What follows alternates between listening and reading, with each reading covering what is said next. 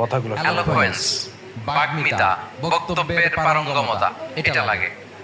মানে যিনি নেতা হবেন তিনি কথা বলতে জানতে হবে, কথা বলতে পারতে হবে। এবার বলেন তো আল্লাহ রাসূল সাল্লাল্লাহু আলাইহি ওয়াসাল্লামের এই কোয়ালিটিটা ছিল কি ছিল না? অসাধারণ কমিউনিকেশন স্কিল ছিল আল্লাহ রাসূল সাল্লাল্লাহু আলাইহি ওয়াসাল্লাম। এবং ওনার পাবলিক স্পিকিং এর যে কি দক্ষতা, আমরা ওনার বিভিন্ন বক্তব্যে, ওনার জুমার খুতবায়, ওনার বিভিন্ন আলোচনায়, বক্তব্যগুলো থেকে আমরা বুঝতে পারি। তাহলে নেতা হইতে হলে তার এলোকোয়েন্স লাগে, বাগ্মিতা লাগে। একজন মানুষ সর্বপ্রথম কোন জিনিসের প্রেমে পড়ে জানেন? কথার প্রেমে পড়ে। কিসের?